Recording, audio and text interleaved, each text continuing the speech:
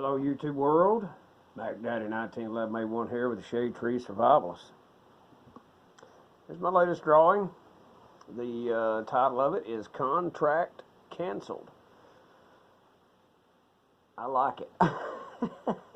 This came from my imagination. Now this is another one of the old one series of drawings I've done. The one where he was pointing the 1911 directly at the camera, the one where he was firing the M14 EBR, and the one where he spots his mark, and the one where he shoots it with the 1911 with the silencer, and the one where he was the old man on the subway car, where he was getting at his dressing room, adding appliances, makeup, wigs, and so forth for his next disguise, and several others that I've done. But this is all from the book, and I thought to make it a little bit more interesting, how about read some of the dang story to you guys, and maybe that would make it a little bit more interesting to you. So without further ado, I'm going to start. This is at the end of the first chapter, and this is directly dealing with this picture right here. So let's go for it. The well-dressed businessman followed Laura into the library. He had seen Bob exit the taxi and thought that the older man's gaze had stayed on him a little too long. Had someone tipped the editor off to his pursuit and surveillance? Surely not. Only his employer knew of his contract or who he was. But the businessman was cautious and decided he needed to alter his appearance, even if there was a chance he would lose his mark for a short time. The fake businessman's name was Travis Whitley, and he was a professional hitman. Travis entered the men's room, went to a stall, and began a quick change that would have made Clark Kent, aka Superman, jealous. He removed his wig, combed his hair, put on a mustache. He reversed his blazer, changed his slacks and wingtips for jeans and tennis shoes. Quick, efficient, with little wasted effort or noise. He checked his new look via the reflection of in his smartphone, checked that his gun was positioned correctly, and opened the door to the stall. Sitting on the wash basin with his feet off the floor was a construction worker. Travis Whitley's heart stopped. The face looking at him intently was that of the old one, the legendary assassin himself. Travis saw the green dot of a laser that was attached to the massive 1911 Colt 45 pistol. The old one held it in a tight Weaver two-handed grip. The laser, he knew, would be aimed at his top lip.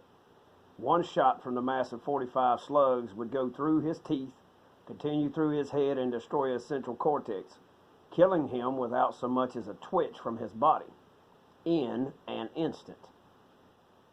Seconds dragged by. Nothing happened, but Travis Whittle couldn't speak. He knew the slightest move would end with his death. Time stopped.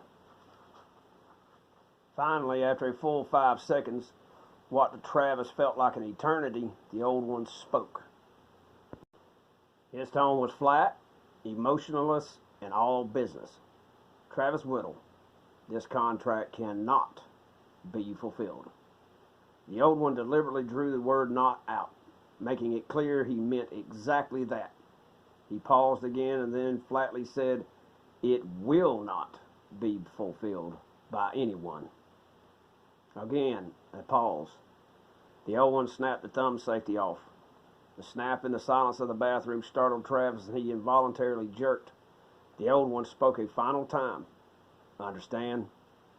Travis knew there was only one acceptable answer. He kept his composure and answered, "Yes, I do." The old one nodded, re-engaged his safety, and stood. Travis stepped back. The huge 1911 disappeared under the old one's work jacket. Then he said to Travis, "Leave." Travis walked quickly out of the men's room, through the lobby and out of the library. He never looked back, and he never slowed down. Travis Whitley was a... Let me try that again. Travis Whitley, A 15-year veteran hitman had just had the greatest professional courtesy extended to him in his long career, and he knew it. No one who had had the barrel of the old one's Colt 1911 .45 pistol pointed at them had ever had the option to walk away. Travis had no idea why the old one had nullified the contract on Miss Smith, but he knew that no other professional assassin would dare cross the old one. Now he had to inform the insurer of the contract that he would not pursue it further, and advise them why they should drop it. Whatever his reason, in the world of professional hitmen, there was no greater practitioner than the old one.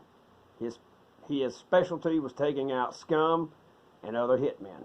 He was the apex predator.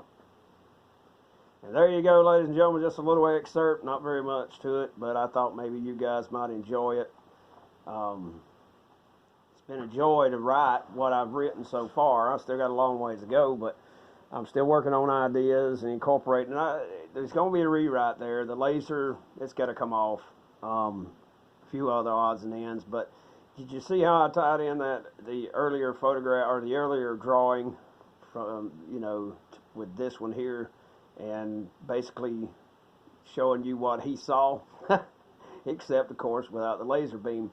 Don't know why I added that, but I definitely going to go back one day and take that off of there. But anywho, there you go. I hope you guys enjoyed it, got something from it. I hope one of these days I can actually try to publish it if I ever get it finished. I'm not a natural storyteller, so we will see what happens. But and I think I accidentally messed up and called him Travis Whittle in part of it. It's actually Whitley. That's his name. Using his name because of a friend of mine that I knew when I was in grade school who passed away years ago. His last name was Whitley, and I just thought it'd be nice to have something in his memory. He was a good kid, and when I worked at the funeral home about 23 years ago, I saw his grave, and I couldn't believe it. He was maybe 2 years younger than me.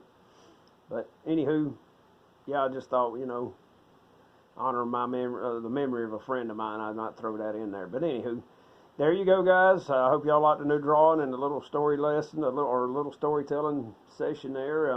More to come, I promise you that.